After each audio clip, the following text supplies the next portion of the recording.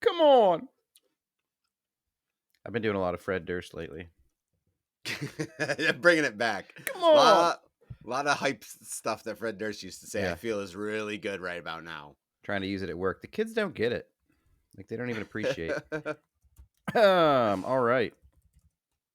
Come on. I've confused my priorities. Yeah. Isn't it supposed to come to me? Yes, this is how it's meant to be. Come on. Every Drop little a starfish. flashing on the screen. Keep it rolling. Keep it rolling. Yeah. Rolling. Come on. Be loving this shit right here. LAIMP. Biscuit is right here. It's amazing how big Limp Bizkit was in our day.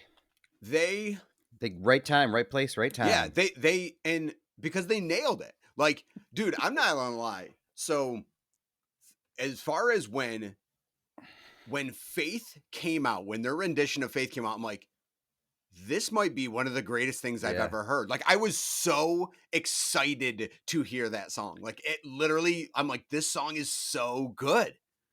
Yeah, all you had to do was hard rock something from the 80s and everybody was all over it. It's true. Like, This is the best cover ever because I'm and like 14 and I love guitars you could like oversaturate and like over distort guitars, and everyone's like, this is so like gritty, and like it certainly took. It became like their music was kind of like pop. It was so simple. Like you didn't need things like the guitar riffs of like the grunge movement and stuff had like a lot more character and stuff to them. Like these were very simple melodies, heavily distorted. Yeah. And like obviously do not look for anything of value in the lyric department, but like it was like the new pop because it was so simple, yet it got everyone hyped up. So yeah, Limp Bizkit has their place in history. They are discredited probably unmeritingly because their general fandom that they brought out a lot of times were shitty humans. Yeah, a lot of trash people. Yeah, a lot of trash humans were there for it, but as was I. Yeah. Well, speaking of trash people, my name's Matt. I'm Jeff. Do you think Not too this much. episode number 9 here? Yep. Have you noticed in our kind of regaining kind of friendship, communicating often, is that leaking over into your life in any way? As far as like changing my tendencies, or yeah, like reaching out to other people. No. No, okay. No, I'm not becoming a better person. One person at a time. Yeah, like let's pump the brakes. We're not even in double digit recordings yet, so yeah. I mean, did. Oh yeah. So it was also kind of part of like a New Year's resolution thing, like try to reach out to people. So, well, this week I met up with he happened to be in town, but my cousin Steven lives in North Carolina. Last time I saw him was his 2008 wedding. Okay. It's a great time. I always felt like a guy, like if he lived near me, I would get along with, or we'd vibe. But I saw him again. He's got kids now, family, but we did. We had lunch, breakfast, whatever, somewhere in between. I don't know what to call it. Together. Boy, there was a word for that. Yeah, we really caught up, and I was like, dude, I got it. So cool, man. I wish I would keep up with you. I mean, I probably won't, but here's our new number. He's like, do you have my number? I'm like, yeah, I do. Here it is. It's at 919. It's like, yeah. And then the rest of the digits were all wrong. He's like, is yours still 315, whatever? And I was like, nope. It hasn't been in That's for why years. we haven't kept up. I mean, it's not like I've tried to text him, but I think I'm going to try. I'm going to try to keep up with him. Maybe a once a quarter type of friendship. Yeah. Like once a fiscal quarter. Yeah, once a fiscal quarter. Try to check the books. You're like, nice. All right. Yeah. Well, I got till June 30th for round 2. Yeah. Sorry, I didn't hit my stock goals. Sorry, crypto's down. Sorry, Steven. Can't reach out to you. Yeah, man. It's kind of weird. Relationships are weird like that. Like you can be like, man, I really miss this person. Like, or wow, this person and I only have 120% like fantastic memories. It's a joy that like I know them and stuff like that. And you're like, man, if only there was a way to stay connected. And you look at your cell phone, and you're like, now back to Facebook, all of these people that are slight acquaintances at best. Let's see how their lives are going. Like that's the worst part is you cannot be keeping up. Like, I know less about the last 10 years of your life and more about someone I met at work 7 years ago that I don't even work at the same place or live in the same state anymore, that No. that had a desk near mine, and I know what's more going on in their lives because of social media. Like, it's a bad idea. Like, that's Yeah. the problem with what we're dealing with. It's you know more about people than you ever wanted to know, and then it really points out how lazy you are with people you do want to know. Mm-hmm. I did reach out also. The more main event of this reaching out to people is, again, somebody who I did have a relationship with, college buddy. Because I don't really have an excuse. Like you were saying, I'm not even on Facebook anymore. I don't even. I barely follow it. Like, I don't really have an excuse because I'm not even involving myself in like coworkers' lives. Really, I'm like not involving myself in anybody's lives, even people that I like and I care about. So my buddy Tozer, my freshman year roommate, turned into a great friendship. Got lucky with Yeah. my freshman year roommate. Friends for all of college. Several years after that, we lived together in DC actually, for a couple years. The last time I saw him, I think, was for a double bachelor party in Vegas in like 2010 or something like that. Okay. It was a great time. It was a real good time. I made $600 in one hand of blackjack. I split sixes 4 times on a $25 minimum table, and that money paid Wow. for the rest of my night for my my steaks at the Emerald Lagasse Steakhouse. Then we went to the Spearmint Rhino, which is, I guess, one of those famous strip clubs in the world. I didn't really, Okay. I mean, that wasn't my idea, obviously, but I did go there, and it was like what a weird plug. You didn't even have to say I, that, but now it sounds worse yeah, because you're yeah, like, by the way, for our listeners, that yeah. wasn't my idea. It was like I was going along for the ride. It was more of like his home friend, but he invited me. I was like his plus one kind of thing, and like let's go to this. When you walk into this spot, it's like the place where the dancers come up and try to grab you, like right away. They're trying to like get you to like just drop money, and we Mhm. were all wearing like suits and stuff. And I was like, oh no, this is a mistake. I don't have the amount of money you think because I wear Right. this suit. This is my one suit. Yeah. Sorry. I look better off than I am. Please leave me alone. It's like, hey, you want to dance, baby? I'm like, yeah, I'll dance. It's like, no, Yeah. no, Do you okay, know how to out of mash here. potato? But they brought us into this like private room, like the 16 of us, and this one guy was dumping. He was buying bottle service. It was like $400 a bottle because as we were waiting to go to the Rhino, they were sending a van to pick us up. He was on a blackjack table and he kept letting it ride. So he put like $100 down, got up to 200. He got up to $4,000. We were all just going crazy as he kept hitting and hitting and doubling up and doubling up. Did he So he like stop? Did it? once he got to like 4,000, he stopped. And then he Wow. basically paid for like bottle service that day. But anyways, it was a fun trip. It's the reason I know that Vegas is a great spot for 48 hours. And that's about it. I think it was the first time I ever went to Vegas when I could actually drink and partake in whatever Vegas has to Mm. offer. But that was the last time I saw him. After that, remember just leaving, Wow. That's the last time you saw him? leaving the Spearmint Rhino, going back to our suite, just grabbing my stuff and going right to the airport at like 7 in the morning. Like I slept for 15 minutes on the couch and just going to the airport, just like looking at everybody else like, oh God, I can't get on a plane. Vegas airport at any time should be, you should never be the most roughed up person. No. The Waiting thing is, for I their wasn't departure even. flight. I Yeah. wasn't. That's the best Yeah. part. You're like, man, There's- I feel like trash. You get to the airport and you look around and you're like, you know what? I'm okay. I'm going to be okay. And similar to my relationship with him, I just kind of let it fizzle or didn't engage. Like maybe we sent a couple texts here and there. I think he's married. Like I may have seen him on Facebook when I was using it. But he was a teacher the last I left him in DC, but I don't know if he ever moved back to Indiana. I know a lot of Indiana people in my life, and I don't really know that much about him. So I'm like, it was just his birthday. He's now a 40-something individual. He's a man. He's 40. Wow. And that's now applicable. But I reached out to him. I sent him a text on his birthday. Was it the right number?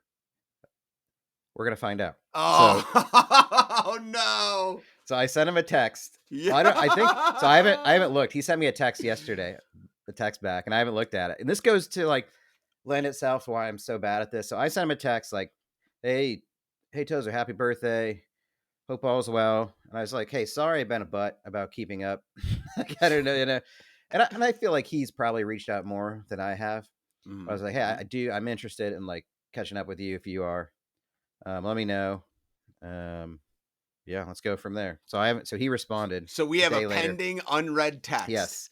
So we're gonna that go you with it saved right and now. let marinate for the show. Yeah. All right, let's go. And I would like to say that I did it for content purposes, but I'm notorious for also letting too text lazy hang to because I'm like, it's not even lazy. I'm like, it's this weird switch in me that's like, okay, well, now if I get into this text message and I respond, like this is work now. Like I'm committed to this relationship kind of thing, you know, where it's like I almost like put a block in my head of like, if you don't answer it, then you don't have to engage in a relationship. You don't have to put effort. And then I don't know why I don't want that. It's like maybe, then I won't get hurt. Huh? How about that? Not that I think I'm going to get hurt by my old college buddy, but I don't know. Maybe some therapy can work out. But I know like a relationship is work. And it's like kind of one of those things. Maybe I can go halfway into it. It's like, it doesn't have to be all or nothing. Like it has to be like the most intimate relationship. Like I got to learn to have like casual relationships, even with like old friends and stuff, where it's like, yeah, it's okay to text once a month or every couple of months just to see what's going on. I've never really adapted to that. It's never all or nothing. Yeah. I'm pretty all or nothing on that stuff too. It's hard. So I'm wondering, I mean, this literally could be a text of like, hey, thanks for the message. This isn't him. Or I'll try to be bummed about. Maybe that'll send them. That's why it's important. Everyone needs to understand.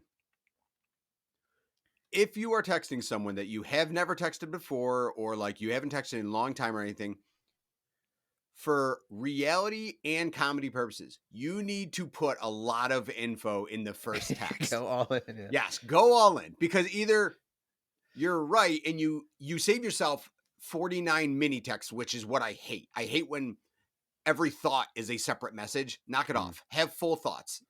They're basically slightly abbreviated emails. But when someone gets it and it's the wrong number, give them something great. Get like, not like, hey, what's up? Hi, who's this? Well, who's this? And it's like the stupid back. No, I want to be like what you're telling, like, hey, happy birthday. I know we haven't cut. Like, give me something. I have sent condolences for people's parents passing away to text and then replied with, this is a wrong number, but I'm sorry about your friend's parent. I have experienced that. And I'm like, huh. Well, so do you owe it to what kind of message do you have to send? Like, because I've had my number now for like 8 years. Yeah. And I keep getting calls and texts for Esmeralda. And she's a fine woman. I hope I still do once in a while. But the messages are a lot of times like checking for your appointment, or, it's a lot of like doctor and insurance stuff. Well, that's on Esmeralda. Kind of. I'm like, so you're alive. Setting up appointments with someone, but you haven't given them your real number Correct. yet. Yeah, no, like, they're not going to 100% hunt you down. On her. Yeah. Yeah. So one time I finally did respond, and I still get messages. I'm like, hey, sorry, this isn't like, it sounds important. Like, I guess there's some like I'll give one, I guess, a courtesy if it sounds like pretty grave. Like, yeah, your medication is in. Like, hey, this isn't Esmeralda, but what medication is it? I will pick it up for it. Wow. But between you, me, and HIPAA laws, why don't you tell me what we're working with? Yeah. Maybe I can help find her. All right, so let's see. Drum roll. I'm nervous. I'm rolling a drum. It says, howdy, this is still my numero. All right, good start. That's good. All right, let's respond. Wait, that's it? That's all it said, yeah. Oh my God, Christ almighty, boo! Yeah. Tozer right. Even trying? I know. Well, he doesn't. So what do you got? Anything. What do you got? Say, howdy is someone. This is now what do I say? Do I ask him out, or what do I do? Right. Do you like stuff? Yeah. Sweet. just say sweet. I'll get in touch. Sweet. I don't know how to do this. I'm bad at this. Sweet. How's life? Can you tell me how to turn 40? I'm nervous. Is that too much? Too soon? Is that literally what you just sent? I wrote it down. I don't know if I Okay. should. Should I say it? Should I send it? Oh my god, I don't know. Yeah. Is there a password? Is there a manual? Were you provided a manual? How about this? I'll just say I should probably just give him a call. Sweet. Ooh, that might be one. I mean, that's really going the extra mile to be like, hey, Hey, man, just I'll wanted give to you a double check. call. I'll give you a call. I'll give you a call this week Yep. so I can hear. Make him Your commit so that voice. you can get his buy-in. Be like, hey, is there a time that works best for, or like, well, I don't know, you work late, so that's Yeah. gonna be that's a tough start. Here. Ready, dude? I love we're dissecting this so hard. Yeah. I'd rather send a message to a girl like that. I should be asking somebody out instead. It's a lot easier. It's a lot easier to like just get that no, and I'd be like, cool.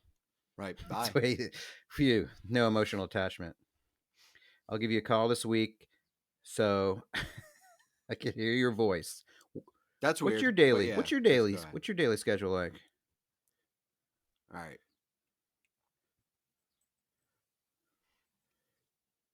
Yeah. Boom, there it is. Setting up a mandate. Yeah, man. We had to do that like It's 2 in the months ether. ago. It's in the ether. It's out there. I Yep. can't believe it. That was the saddest thing we might ever do on this podcast. Holy shit. That Yep. was a That is one big pile of shit. Yeah. that was tough. Yep. But I'm yeah, glad I mean, waited to do this on the podcast. you know, So yeah, if you're listening or watching this and wonder why I haven't reached out to you, that's an that example. was really exhausting. Yeah, that was like I think we should end this. I don't know if I can continue. Yeah. I think I'm gonna call in sick to work. Okay. Hey, what's wrong? I just tried to text a friend that I haven't talked to in a while. I can't handle this. I gotta take the day. I gotta can't. decompress. I gotta do therapy. Yeah. Oh, that was man. That was real hard. That's All good. right. Well, so I guess that's one way of saying That was this a experiment disaster. is really working. Really. Hey, well, when you're doing something you haven't done in a while, it takes work. It takes practice. Yep.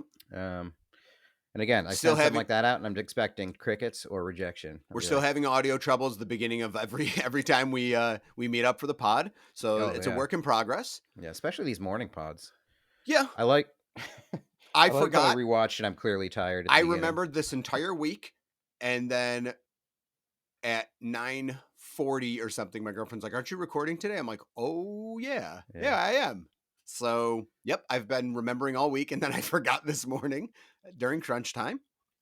And we are batching. We're so pro at this now that I'm going for my 40th birthday next week. Actually, when this is posted, I'm already a 40-year-old man. That's true. You are time warping right now. Holy shit, that's weird. I don't feel 40. I still feel like a 30-something. I talked to my dad last night about that. I think on a recent podcast about aging and like how, if we feel like 40, we could feel old or not. And then I was talking to him about that. So I was like, do you remember what it was like to turn 40? Like, what's it like? And he's like, well, let's see. I had 3 kids and I was gonna say 3 kids in high school. I was gonna say, I'm like, why did you ask him that? Yeah, I was like, yeah, I guess our lives are a little bit different than that.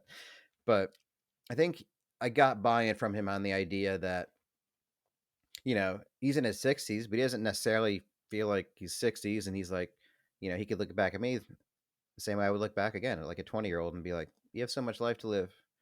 Like he and my mom, like, I'd kill to like be 40 again. And I'm like, see, that's good. It's good to hear that, to know that there's still life at 40. So here I am, 40 years old, just about. But I feel good, man. We're batching these pods up because I'm going to go travel to North Carolina. So we're being pros about it. So now we've recorded like 3 in a week. Yeah. So now we're on like more than a week schedule. We still have things to talk to each other about. Yeah. Probably actually a lot to catch up on. It's true. So let's jump. Convo dice? combo dice. This one was weird, It was. but in a good way. It was body of water, the Disaster. system, Yeah. and disaster. Interesting. Weird combo. So I think I don't know if are we interested? I guess what's the purpose of this? So are we interested in knowing more if it means that I probably have a sad story that these words make me think of? Is it worth knowing about? Or is it worth just trying to think of something positive and fun? Fun disasters? Fun disasters? Fun only? disasters. No, I mean, So I was curious, should we be real? I mean, I guess Yeah. we already kind of have been. We already Yeah. did the anxieties and yeah. we got through that one. I mean, no, I think the realistic aspect is a lot of my life is focusing on the positive interactions that I have with people, because the downtime that I have in my own thoughts is where I deal with all of the negative stuff. So like, I think it's important to acknowledge like the real life struggles that we have, but always try to keep an optimism and be okay with joking about stuff. Like that's how I see life we got to try to approach stuff that naturally makes us uncomfortable, but the way we get comfortable is realizing like, yo, but there's still stuff to move forward with, and you still got to stay positive. And it's, in my opinion, it's okay to joke about damn near anything. Now, some people aren't going to be receptive to it, and I found out that the hard way, and that's fine. Yeah. But I don't really necessarily like to apologize for making light of situations, because you have the right to make light of things. It's not that you don't take the event seriously or acknowledge its problem. It's just that's how you choose to cope with it. And Yeah. I used to feel really bad that like my sense of humor sometimes is really morbid and stuff like that. But I'm like, it is what it is. Like, if that's what makes me feel better and cope with it, it's not that I'm not handling the situation. That's just how I choose to react to it. Yeah, and I guess you like find the people in your life that you connect with that way, or you can. Mhm. And maybe that's why I don't have a lot of connections. How many people are into this morbidness? Well, I can since mine will probably be more of a downer. I'll lead off. Maybe you can bring us back. Oh, great. Yeah, let's try. Well, Give the old college because it was try. a really like impactful thing in my life. It happened, I think, the first time I was in DC. So it particularly the disaster in the body of water thing. So I was dating a girl I'd met on my study abroad, and it was like we dated like our senior year. Like I don't remember if we traveled back and forth between colleges, and then she basically got me this internship in DC where I would end up working. We were still seeing each other, and then one day she called me to tell me like her ex-boyfriend, her high school boyfriend, who was like a rowing coach, a boat coach, fell off a boat on the Potomac River, and they couldn't find his body. And I was like, holy shit. And then it went on for like a couple days. But she basically, it was a combination of, I didn't see her for a few days. She was hanging out. She was obviously with her friends, family, like from high school. Like it was brutal because you could see like on the local news, they'd show all these people having a vigil and just see her crying on TV and stuff like that. And I guess our relationship wasn't developed enough to where she would necessarily want to bring me, Sure. or like also it was like her most recent boyfriend. And I think they were dating right before we started dating, kind of thing. And it was like it would have been bad for him, but also this is like a lot of the story is like what it's like to be in your early 20s I and was just gonna say, you're still emotionally really vulnerable young. and stupid. Yeah. Yeah. Like just being not knowing how this was a big kick in the nuts for me in terms of like emotions and realities of situations. So ultimately, they found him. He died in the Potomac. It was just brutal. And like, she didn't talk to me she was like, I can't, I need space, whatever. And I was like, yeah, okay. But part of me, I was like, I remember like, I don't get that. Like, why does she like, I'm just, I guess I'm admitting I was an asshole about my emotions because I didn't understand. I didn't know because I was like, why aren't you supposed to be like with me? I mean, I didn't say that, but I didn't know how to process it myself. Like this tragedy that happened. And like, why don't you want me to be with you in this? And I didn't understand it. And then I think we got together like a month later, and it was kind of her way of like in person being like, obviously I can't do this. Like I can't be with you. I don't have the energy for it or energy for anything like this. And then she was telling me, like, I started going to therapy. That's my first introduction to somebody going into therapy. And I was like, what therapy? And I like, it never Why? occurred to me. And she's like, yeah, I do this. I write down my thoughts and I go in and like, part of it is, I mean, for her, it was now I'm like, I can't even imagine what she was going through at like basically 20, 21 years old, Mhm. seeing one of her most important people in her life, a young life, um, die. And it was like such a public thing in the I was news just in gonna such a say, tragic way. and that public aspect of it and stuff is Yeah. very, very difficult. But yeah, it was tough because it was like, I remember I called my mom and just started bawling on the phone because I didn't know who else. I didn't know. I was like, I didn't mean to cry on the phone, but I was like, because I kn I was I knew I very was caught up in feeling my I knew I feelings. was feeling something, but I had Yeah, no idea how to process it, what I was yeah. feeling, or who to talk to. Because all of a sudden I was in DC by myself, and I was like, Sure. okay, I don't have friends, and I'm just here in this place by myself. The only person that I had here can't be with me. I don't, and Yeah. uh, and to no fault of her own or any of ours, it was No. just like this ultimate tragedy. Matter of But fact. Yeah. definitely still didn't know how to process it, didn't know how to handle it. Now it's just like, I mean, just ultimate tragedy. I mean, I'm sure it still sticks with her. I mean, I've had a friend die in a tragic way, a decade ago in a car crash that's still like, I still think about, and it's just like still a tragedy to me. And, it never goes away. But I still like, I always wonder, like, could I have handled that better, like been more supportive? I mean, I didn't have the tools or the the ability or the know how to do it, Mhm. and I still get like kind of cringy or embarrassed about, I think, not feeling the right way, maybe being selfish about my thoughts in the moment. But I think it was also my first lesson in empathy and trying to understand somebody else's experience and working through their emotions. Not that I got really good at it right away, but it was a gut punch to like life and reality and feelings, and no feelings are certain, and you can't really control how you feel necessarily. There's no feelings aren't necessarily right or wrong, but they are feelings. But yeah, just really kind of a tragic, terrible thing. I can say like I did reconnect with her like later in DC in life. And she met somebody new. I mean, the good thing for anybody that's ever dated me historically, like the next person they meet, almost instantaneous marriage. Like I'm a great gauntlet. You get through me, You're good luck like Chuck. They yeah, made a yeah. You movie see, of that. I kind of that way, yeah. Like if you can get through me, you're gonna find love like immediately. But yeah, I think she's doing. I don't know. She's not like necessarily one of the people I would connect with either. Because it was like you don't reconnect with everybody that you knew when you're 19, 20 years old because you grow up and you don't have similar interests. And I mean, I think in terms of like ex girlfriends stuff like that, I really only maybe one or two that I would consider speaking to or connecting with because it's just, and I think we would all be okay with that. Like it's not like in a bad way, but there's only so much energy you can put into exes. But from what last I know, she is doing well. I mean, she's married and all that, so Mhm. I was happy for her when that happened. Yeah, Yeah, man, that's pretty wild. Yeah, dealing with your first losses and stuff like that, or even in you like the secondhand loss, sometimes is in its own challenge, and yeah, it can be really, really confusing, especially if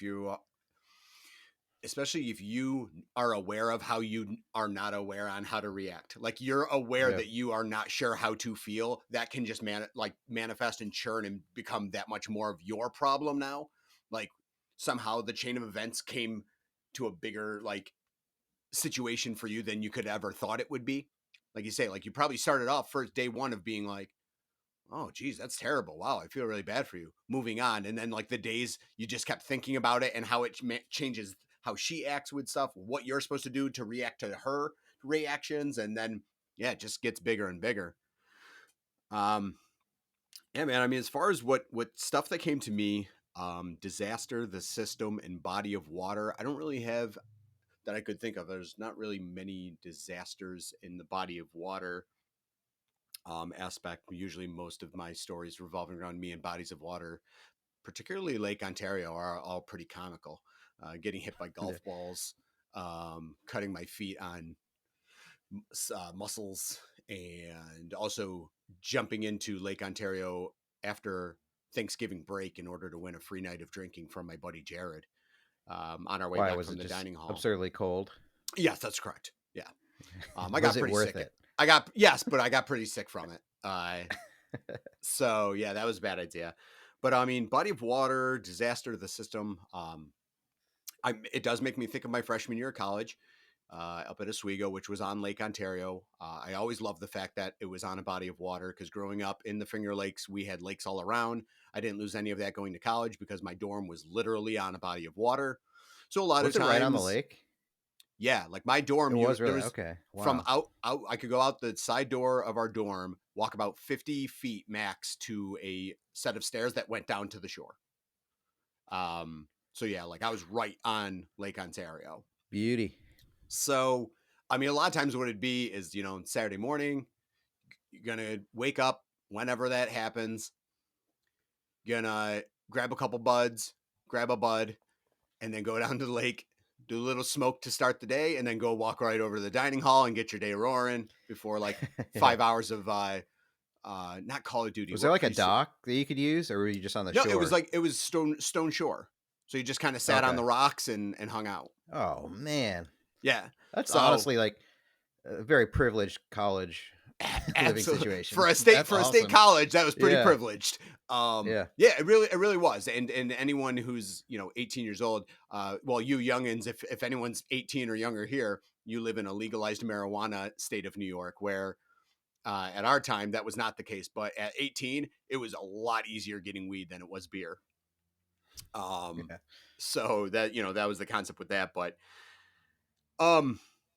yeah, so the body of water is always that, but disaster in the system. Our freshman year, obviously, weeks after going away from home, never leaving home, being away from family and stuff, within 3 weeks, 9/11 happens.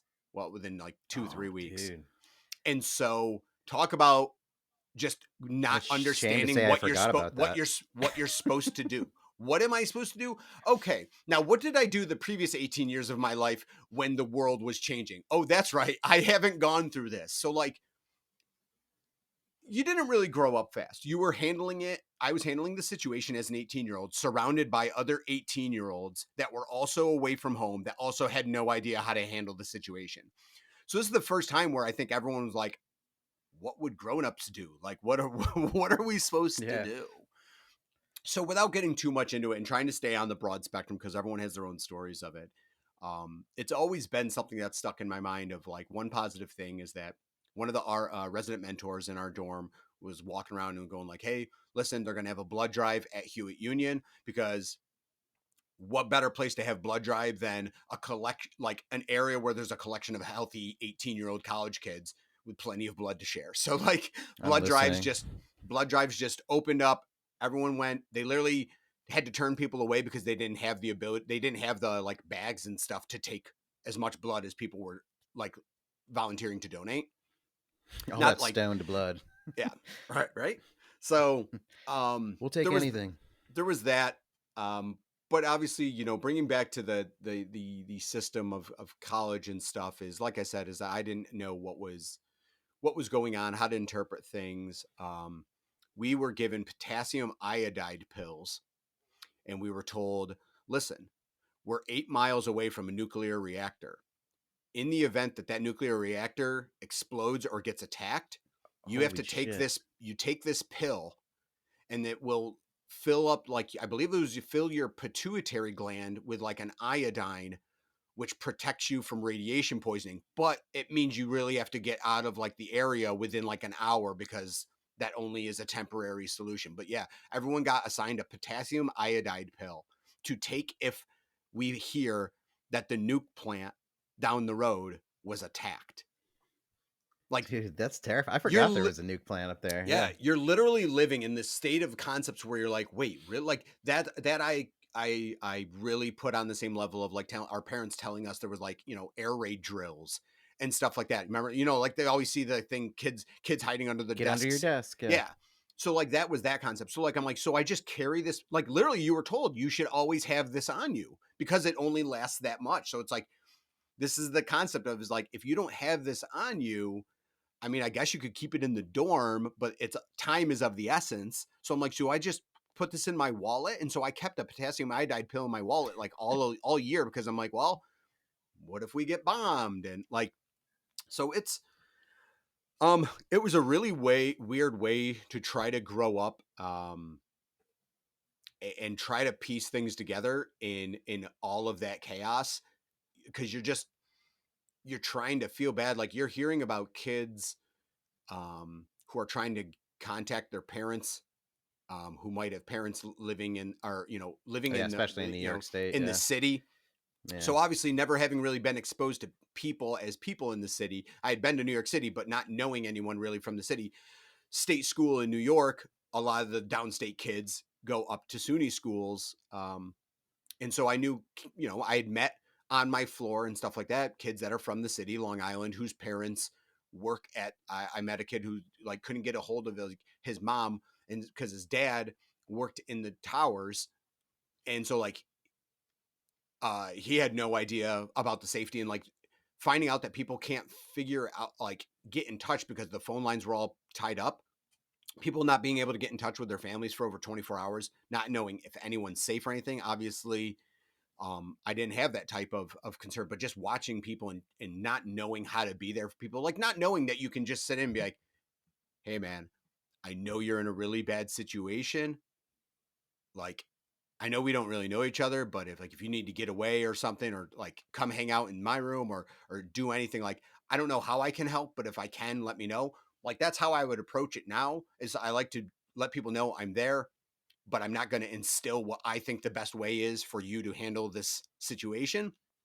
But like, as a kid, you just kind of like, I know it's so you basic. just like don't shied know how to away. do that. You shied Yeah. away. You don't know what to do. So like, I didn't like approach them. I wasn't a good friend. Like, I didn't know how to approach someone who was dealing with that level of severity. So honestly, I probably just talked to my friends that also didn't have any connections downstate, and were like, talked about like, man, yeah, it's crazy. I feel bad for them, but like, you're not having in-depth conversations. I didn't know how to do that. So, yeah, so that's kind of, Do you still have your potassium iodide pill? I do not. So if something should go down, I am in a bit of a pickle. I don't know what type of nuclear reactors are in the immediate South Jersey area. But I mean, let's be honest, if Philadelphia got leveled, I think a lot of people in the country would be like, it might be for the best. I always heard you weren't supposed to keep your potassium iodide pill in your wallet. That doesn't make any sense. You did not hear that. Yeah. Oh God, did you hear that? Who told you? I just had a girlfriend who poked a hole in mine once. That's not a potassium iodide. This isn't slang. You're on a different page. Oh shoot. Yeah, no, there's a difference. What was I chewing? Bubble gum, like the cone. I like how I went from like, let me get started with this tragic story so we can, really amp it up with your 9/11 story. You did Let's this. bring this thing back around. I didn't know. You did this, but forgot. I mean, well, all right, I can do this. That's what happens when you pull a dice that says disaster. College is a pile of bullshit for the most part. In 2023, we realized that, again, we had no right going to college. And as much fun as I had and great people that I met and stuff, what a pile of poop.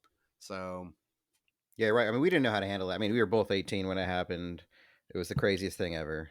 Yeah. And now somebody who was born after that day can drink legally. Woof. That's fun. Woof. Here we are. That is old. This is 40.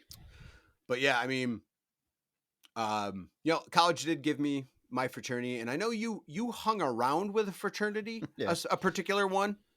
I can't remember who they were. My buddy, my close friends. So I made I early had like a core of 4 people, including Tozer, that mostly hung out at school. We made a TV show, like a stupid little sketch show on TV. That was our crew. But one of the guys rushed. At Colgate, you couldn't rush until your sophomore year because they wanted you to you couldn't even declare your major till your sophomore year either. You didn't want to do what those state school kids were doing, which was get black out right off the bat and fail miserably. My buddy Zach, though, he rushed just KDR or something like that. But then we used to go to those parties, and I think because of the TV show that was stupid, I think people usually, at least somebody knew us, because it was only there was 13 channels on the TV, so our show would be repeating all the time. So some people be like, "Hey, you're that guy," or not. I don't mean like in a super famous way, but it'd be No. like, you know, if we went somewhere, like if we usually got let into different parties or just kind of chill with people. Um, not not that it was my. I mean, when I went into like a frat house, I was like, I'm glad I don't live here. I get to go somewhere else afterwards. But I also remember just spending all night there one night on one of my birthdays. I remember, and jumped into the pond at like 6 in the morning. Okay, Um, good. and somebody gave me a microwave for my birthday from the house. We swam it into the middle of the pond and dropped it all the way down. You know, so I feel like I got you fun parts of the frat without having to like clean up the you next day submerged kind of your stuff. birthday microwave? I did, yeah. Oh, I wonder if it's still there. I don't know. Do they do like Obviously for you, because yeah. are most of your friends that you do connect with now frat? Was it ZBT? Yep. Was that your frat? Yeah. Yeah. A They lot of from those. that? Yeah, absolutely. Everyone that I'm going with on my baseball trip this summer, they're all ZBT guys. Some are brothers that I pledged with, but a lot of it's just other guys that came along in the years. Yeah, I mean, I'm still close with a lot of those guys. We've gone through a lot of good stuff, a few really bad things, and yeah, man. Needless to say, is I made a lot of close relationships with a lot of those guys, and has resulted in me going to probably 20 weddings in my lifetime Whoa. of people not my parents' friends or like relatives or anything, like not the obligatory ones, but yeah, I've been best man 4 times. I've been in probably like 7, 8, 9 wedding parties, and then been to probably 20 or so weddings. No shit. Yeah, and everywhere What's your from wedding vibe? Are you? I mean, let's say, okay, if you're best man, that kind of means you have to be a certain type of guy. You know, you're part of like the scene. You know, you got to be almost like hosty in a way. a little. I would guess. How are you as just a guest though? Just a Oh, straight up guest. What's your vibe? What if you're like not in the wedding party, but you know, can you just chill, or do you just still want to? Are you like, let me make sure they know I'm here. no. I'm gonna Yeah, do I'm one not. dance. Yeah, I like to participate. I don't mind being like one of the first people on the dance floor to get the party going, because every party gets going. It's just there Mhm. is a big timid concept that people have of being around strangers for stuff like that. But I'm like, okay, am I going to be the guy that like dances in the middle of the mall for no reason because and people are looking at me? No, but if like there's a dance floor and people aren't dancing yet, I don't mind being that guy off the bat, because it's not like, oh, he's weird. It's, oh, look, he's not bothered by it. So like I don't try to be like a standout, like let me make impressions guy, but I don't mind talking to absolutely people I have no idea who they are. That can be If fun. Yeah, Yeah. if you go up to the bar and like you're just looking to get your beer at the same time someone else is looking to get their beer, hey, strike up a 30-second conversation, something like that. So yeah, I mean, um, really positive. I've never been.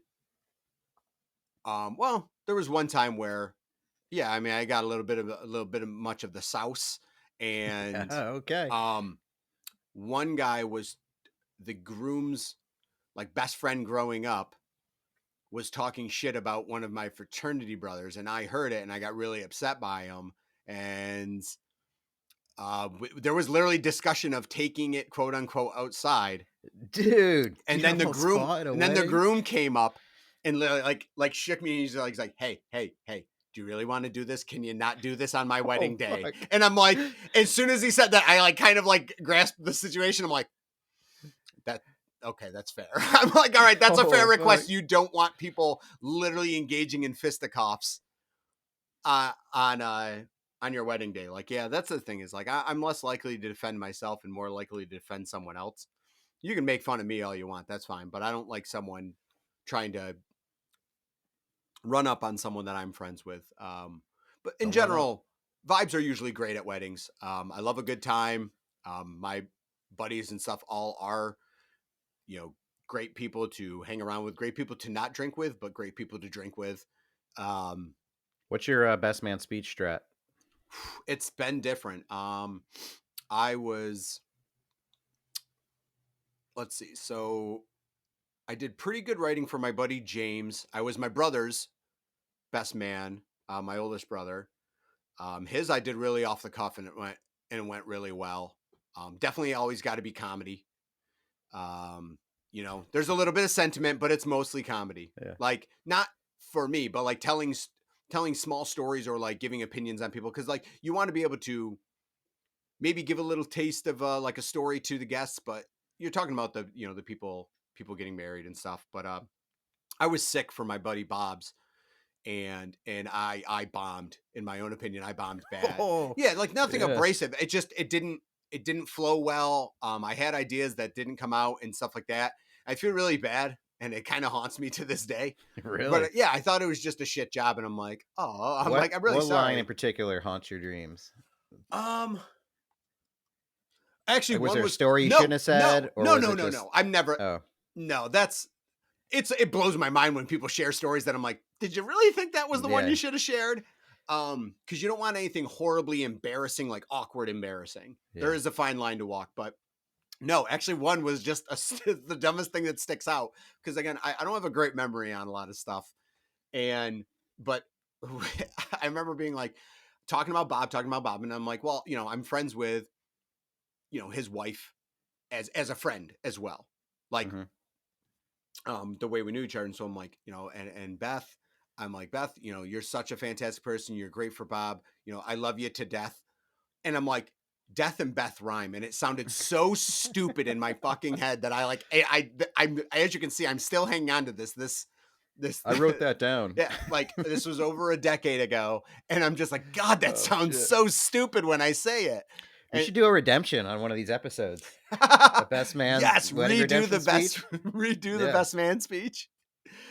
Oh, that's something. That might All be right. that might be something Give to you a pull month. off. I'll give you a month to redo it. So with that, you know, do you have any or like, you know, what's the gauge of weddings? How, you know, have you been to friends' a lot. weddings?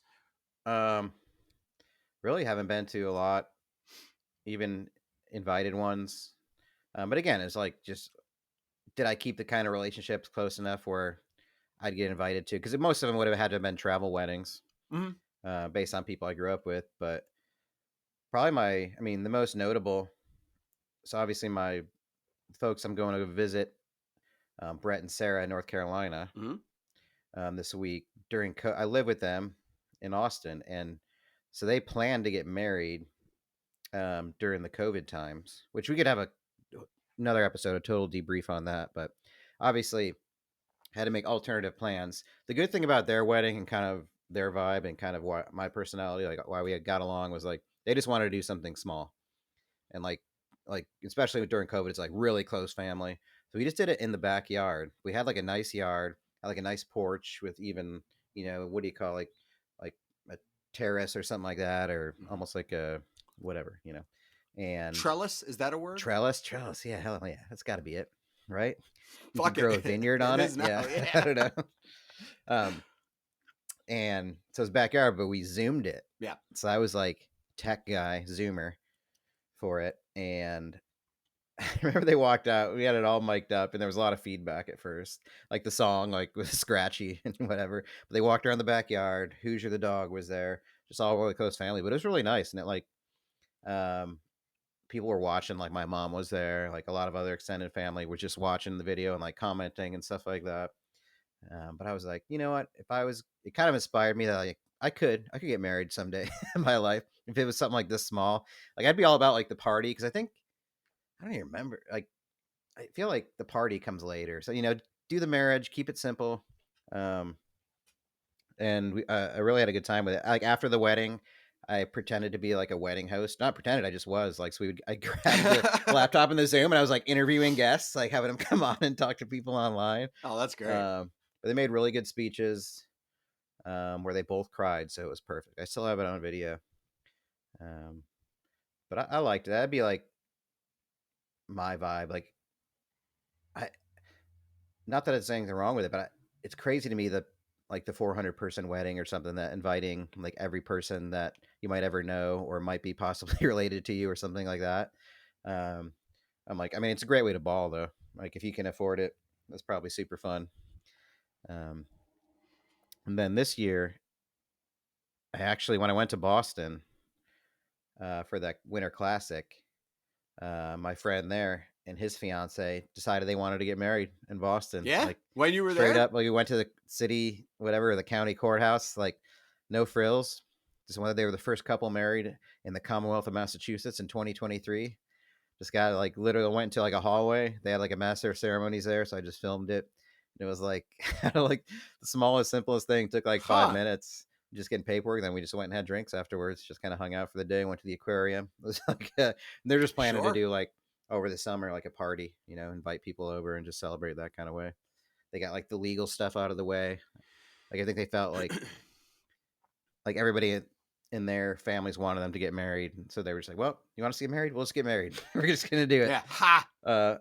But yeah, I've never. I mean, the cousin I just talked about, his wedding that I went to, that was kind of a bigger affair with a lot of family. I do remember that. I think he and his fiance on the way from the ceremony to the reception got stoned. So he told me that. Like he was kind of like the only times I had ever seen him before that. He was kind of a big stoner. I don't know if he is anymore. He did mention weed to me at breakfast lunch the other day.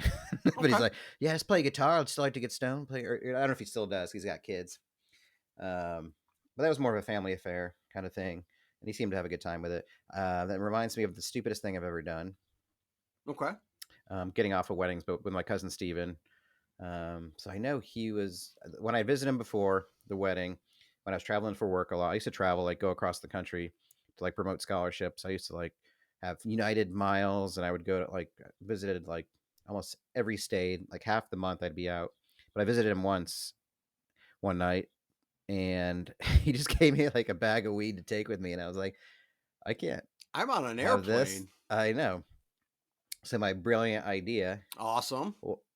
was to I was like, well, I want a little bit. So I just rolled a joint and put it in my sock and went to the airport with it. It was like before they had the like the body scanners or anything like Yeah. that. But I literally just had it. Now, in which my foot. airport was this? It was in North Carolina. It must have been like Raleigh to DC. Okay. Okay. I was like, I guess I could add. I mean, drug dogs aren't really a thing. And I guess I don't know. I don't know why I thought that was a great. I mean, because it wasn't. Probably because the night before Raleigh we to were hanging out DC is a having pretty drinks. short flight. Yeah. It's like, yeah, if it's the shorter the flight, the easier it is. That's just science. The more legal it is. Yeah. Yeah. Philadelphia and Miami are airports that it seems like every time I'm there, there's always drug sniffing dogs. Yeah. So, Vegas could be, something like that. But I don't know why. Like, that's got to be top 10 of the stupidest things I've done in terms of like the payoff for how much trouble I could have gotten in. Because I mean, it's not really worth it for a joint to like. Oh, I know why. Because I wasn't going back to DC. I was going to another location after that. So I was like, oh, well, I can't go to the next place. Wherever I'm they going. won't like, have marijuana. Yeah, it's so ungettable that not that what am I like, gonna do? Not that I was like hurting for it or anything, because usually it's easy enough to like principle. You're like, I can't turn down this free weed. Yeah, I got to do everything in my I felt power. bad. I think I like flushed most of it down the toilet, and I didn't want to tell him. I was like, yes. Okay. Yeah. Have you ever traveled illegally? Done anything stupid like that? No. I know Outside they frown upon bringing like liquor store bottles of booze. So I've gotten drunk on the flight with all my little liquor bottles and stuff just to ease the pain of. That's right. Yeah, you can bring in like the mini bottles because it's under 3 ounces. Yes. So you can put them bring in a clear bag. You can bring them in. You can drink. They're totally fine with drinking them in like the gate areas and stuff. You're not supposed to bring in your own liquor onto the plane. You're not supposed to serve yourself on a plane. Correct. Yeah. That's because they need to be able to regulate how you're being served on the plane. But as long as you sneaky about it. Yeah. Yes, I will take a Coca-Cola. Thank you. Yes. Yeah. Do you have any soda water? I just love soda water. Oh, I know. Like, do you have a good actually, tonic? You know how to squeeze a lime? Yeah. Yeah. Do you have a tonic? Lime, please, if you have it. Yeah. So, do you have a margarita mix? Just straight, please. Why would we serve that, sir? It's not important. Yeah. So, I mean, got a couple flights coming up this year, so I'll probably just do my standard thing. I'll probably bring a couple flight bottles, but I don't really, make a deal of it getting on the plane, but I'll buy the obligatory soda from like the newspaper stand after Mhm. the gates, after the security, and then dump a couple shots into it and just kind of relax. And then if I need something, or if I'm like actually with someone else, we might get a beer at the Yeah. gate or something. It's wild getting a beer now because it used to be, I'd travel and you'd go to the bar or whatever at the airport and they'd be like, "Oh, can I have like whatever, a Jack and Coke?" It's like, "You want to make it a double for $3 more?" And it's like, "Well, it's already $18, Yeah, so I guess yes, I yeah, guess I do. I'll do that." And you get another beer for $6, and I'm like, "Okay, yeah." I mean, I'll probably be delayed, but now like everything is a tap. I mean, obviously it's from COVID times, but it's weird to not have that connection to an airport bartender or like even people next to you in a way sometimes now, because like you just go up a lot of airports now, even in the middle aisle of the Oh yeah. gate, or you just see tap and they just bring it over, don't say a word to you. Yep. You just pay it all Yep. on the screen. And I'm like, kind of miss Even better the when you airport sit. run-ins. Even better when you sit at the bar and you still order on the screen. You're like, now I see more. Yeah. Now we're taking a person out of it for Yeah. really no reason. Yeah, it's like, I don't know why, I just want to I missed the single serving friend. Yeah, so I don't know how much you knew about that, but yeah, like when I worked in DC for that couple years, yeah, so like half the month I was traveling, going to different universities. Oh, okay. So I relied on like single serving friends. Again, that's probably why I don't have like multi serving friends as much, or real friends. I've had people 'Cause buy. that, I've had people buy me drinks both yeah, at the bar, at the airport in Tampa. I went down for work, and I spent 3 hours talking about the Denver Broncos with a guy, and it was the year that they would have won the Super Bowl with Peyton, but it was his down year, and Brock Osweiler was starting a bunch of games. So that's what I remember. The core of yeah, the core of the discussion was the Broncos. So he bought me a couple drinks, and then I hit the jackpot once where flying with a guy who was like getting on, like, he's like, "Oh, I'm gonna get a drink. You getting anything?" And I'm like, "No, I'm good." And he goes, "Just get something on me." He's like, "It's on the company card." So literally, guy just kept yeah, having her bring whatever drinks she would be willing to bring. I think we got like 3 or 4 drinks on the flight because he was just like, "Nope, nope, put his with mine." And I'm like, "This is great," because I can make small talk all day. Like, yeah. so I think when certain people are travelers, maybe a lot like yourself, it's a Yeah, there's no stakes. it's a There's no stakes jackpot to it. too, though, Yeah, when you have someone who's willing to just chatter about yeah. whatever. But that's why, You'll never again, see him again. yeah, You sports can and make stuff shit like up. that is very easy to do. If you get someone else who's just into sports, I'll chat about sports the entire flight if someone wants to. I'm not going to bother anyone that doesn't. I'm probably not going to be the first person that speaks up unless something weird happens that we both see, and I'll make a joke of it to make that person feel at ease. And then if they want to keep talking to me, they can. Yeah, I mean, there was times I would just straight up lie or just be a character. Like I There you loved it. Like go, I Mr. sat next to somebody on Abagnale. a flight once and did a British accent the whole time. No, Like you just didn't. I did. I swear to God, I did. I was just like, Stop. I was like, yeah. I can't even do a British accent really, so it's probably really terrible. But like, oh, yeah, right, yeah, going out to I can't. I'm Good in day, mate. Australia. Throw Hi, another good day, shrimp mate. on the barbie. I'm from London, isn't it? I'm from London, isn't it? Just out here for a wee travel, going out to Indianapolis for whatever What the reason. fuck? But I did, and I think I must have did it well. I had confidence because I definitely had some drinks. But I would just make shit up. It's like, oh yeah, no, I definitely, I went to skateboarding camp in Hawaii or so. I just like make shit up and just like I really wanted to like liven up that person's travel or their trip with my lies. I didn't do it all the time. Like Yeah. I could definitely connect with some people. Have you connected? Did in your travels? Did you see any celebrities? Airport, flight, anything like that? That you can recall? I haven't had as much Minor. luck in I may have seen like airports. minor celebrities that were either like local news people or That's something like stupid. That's that. not a I've never celebrity. seen like an actual like famous person that I No. like remember. No. How about in general? Have you had any celebrity run-ins? Yes. I would say the most Run-ins. So It has to be a my run-in, so they favorite. can't be like Oh, do. if you went to see their show and then high Yeah, like five that Norm doesn't Macdonald, count. it doesn't count. Yeah. It's holy crap, I can't believe I'm seeing this person right here, right now. Do you have any of those? Not really. No? Probably the most famous person I've ever met, just by nature of the position, was Jimmy Carter. Ooh. But that was just through like a program thing. Mm-hmm. Like, going to like bring whatever for a work thing in Atlanta. Yeah. Just he did a speech. So just he probably was the most famous man in the world at one point. I did get a picture with Warren Buffett.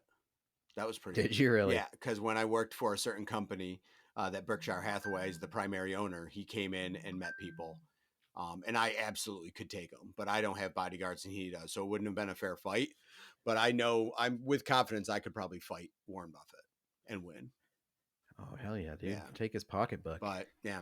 So, but no, I had the It most. probably is somebody I've run into, and the Sklar brothers, I think. Oh, okay. Yeah, the twins. Yeah, Randy. I was walking with my dad. I don't remember my the dad other was one. Randy and something Sklar. Randy and Jason. Yeah. Jason. I mean, especially it probably happened in Austin a lot, and I didn't even realize it. Oh, because I mean, like I've seen McConaughey like walking around before, just because that's where driving to Lincoln he lives, or like especially when I worked. Well, because he's a big restaurant. UT fan, right? Yeah, he went there and he lives in Austin. So like, there's people that live there that you see, but you don't really like approach them because you're not a weirdo and they live there. Yeah, kind of thing. Todd from Breaking Bad. Jesse Plemons came into the wine store once. Yeah, dollar store Matt Damon. Yeah, he came in and he was just buying some American Spirit cigarettes, and I was like, "Hey, man, just want you to know, I love your work. Appreciate your work. Yes, yeah, you're really good." And he was like, "Oh, thanks, man." And I was like, wow. "Yeah," I was like, thanks. I was like, Friday Night Lights, love that, but Todd, Breaking Bad, he's also great in the throwaway comedy Game Night. Game Night, he's fantastic in that. He's actually a really good actor in everything. He's in something. He's in something that was on Netflix with Jason Segel too, where it's like three people in the entire movie. Yep, that movie I saw it. It was good. Yeah, it really was good. I wish I could remember it, but yeah, Jesse Plemons is his name. He's a really good actor. Yeah. So yeah, I think in Austin you could really run into like celebrities either doing like South by Southwest or whatever. But I always felt like it was just more chill. It's not like you'd stop them or my New York City like run-in was the most New York City run-in you probably could have, arguably, which was I was walking around New York City. We went up there for a show at Radio City Music Hall and just walking around, I'm like, oh, the NBC building. Walked in the NBC building, and as I'm leaving, Lorne Michaels walked by me. So I caught back up and got a picture with him. Yeah, I'm like, oh. So like, I'm like running into the guy who's responsible for SNL is probably one of the most New York encounters you could have. Yeah. But so I mean, celebrity run-ins are cool. It's always such a downer if they're annoyed, even though you totally get it. But like, maybe it's not a downer if they're annoyed, but it's great if they're not.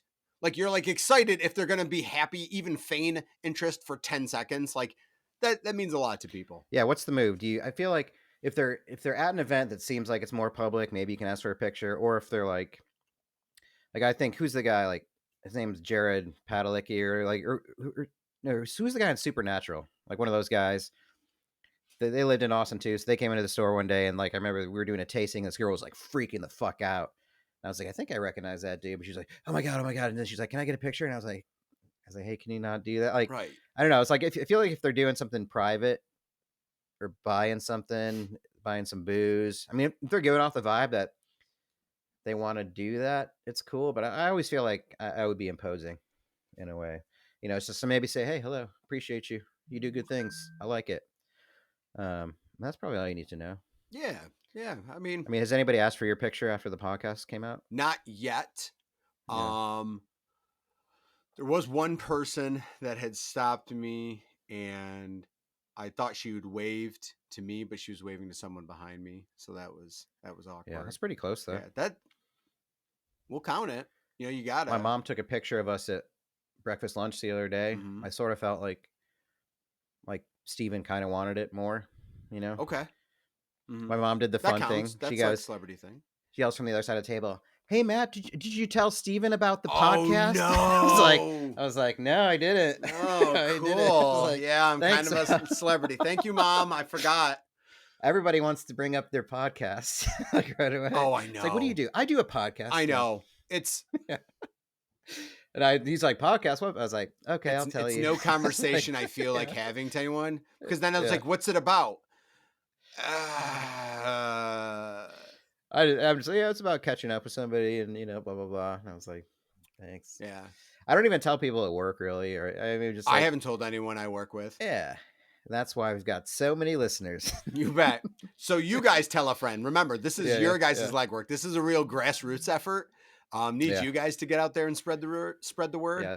because Still we're in the fucking roots really right bad now. at it. I posted it on my Facebook. You know, if you're listening to this, you probably know it from Yeah, that. if you are possibly listening to this, you're either related or on Facebook. So that's cool. All right, conversation dice for week 10. So episode 10 will be special. So special, you guys. So special, Strange Fam. I guess we decided for episode 10 we're going to make a list of 10. What is it going to be? 10 things. 10. We're each going to pick.